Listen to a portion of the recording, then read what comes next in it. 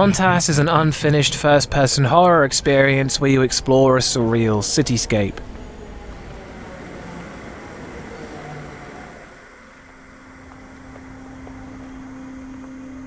Atmosphere. Montas delivers a lot of different feelings, from dreamlike surrealism to suburban unease.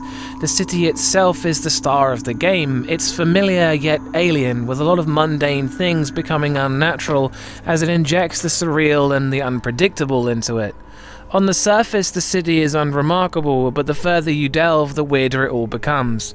There's so many things that can happen that are put there to creep out or bewilder the player, be it strange noises, glimpses of people too far away to reach, or someone or something watching you to give the player a disconcerting sense that the city is far from safe. It keeps many of these things just out of reach and teases the player to try and uncover its secrets. The game is full of mysterious events that only encourage intrigue.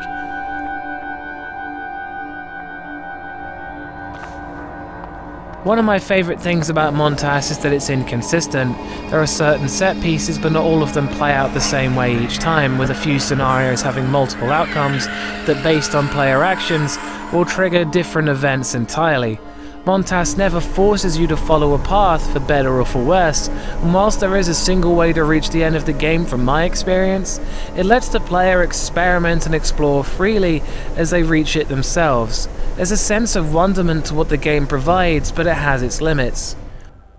Montas' biggest failure is that it's unfinished. There's a lot of points where something won't work, or you'll be allowed to do something you shouldn't, falling through the map or walking into areas with no wall textures.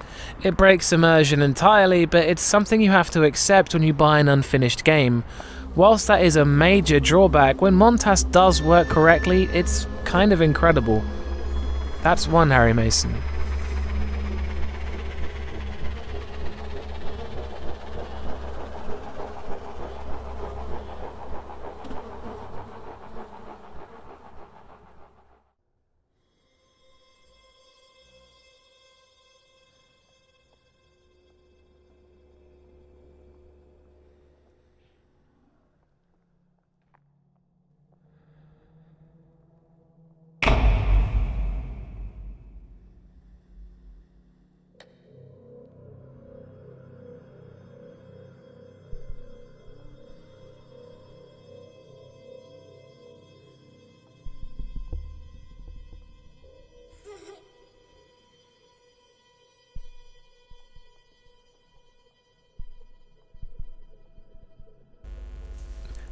Scares.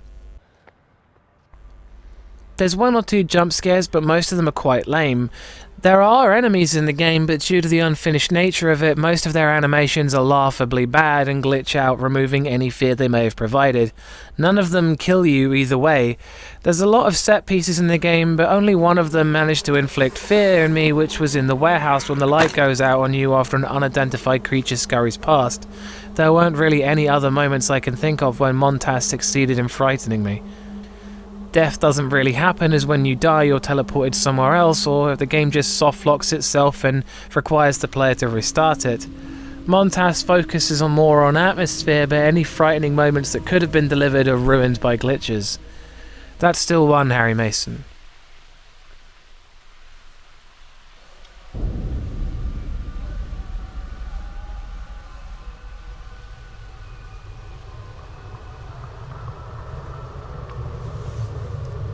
Sound design.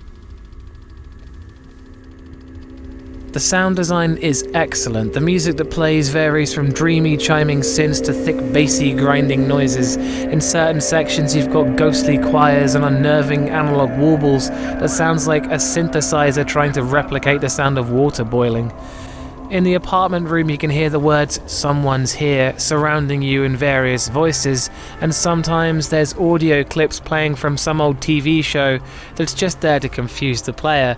It all provides a real feeling of wonderment, but also disconcerting surrealism like some kind of nightmare. The sound effects are all really great, with many of them sounding like they've been sampled from the real thing. There's the gentle sound of the player breathing and the muffled and stunted footsteps, adding to this unearthly and dreamlike feeling of the game, like you're not really physically present in its world. There's a lot of reverb too, and it's used really well to enhance the immersion.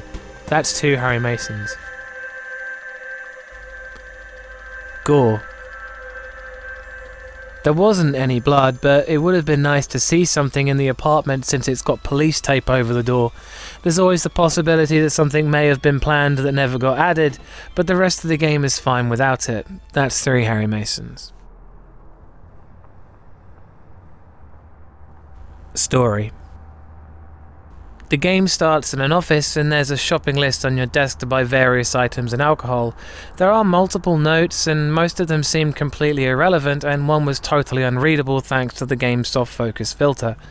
The majority of the game is just an enigma, with many things alluding to other things and most of it not making any sense at all. It's not clear what's happening here.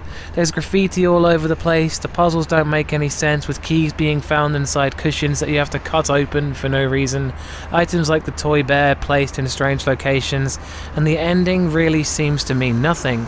It's all up for interpretation and the player can make up whatever meaning they want. It's more of an explorative piece than a clear-cut story. It's hard not to give it the point when the game is so intriguing as to its meaning, even if it never reveals what that meaning is. Making the final score 4 out of 5 Harry Masons. The game has been sitting on Steam unfinished since 2013, and it would be incredible if the developer returned to it, but it's unlikely. The game showed a lot of promise, and whilst it is something that I love going back to explore now and then, its numerous bugs and glitches make it a bit of a chore to play sometimes. Again, I'd like to remind you this whole thing is down to my opinion in horror games, and if you don't share this opinion, then that's cool, I get it. I'd like to point out that whilst I was totally lost in this cityscape, I did not scream like a banshee or run away from the computer, and I advise you don't either. There'll be more horror reviews in the pipeline, and thanks for watching. Always go check out Bumps in the middle of the night. Peace.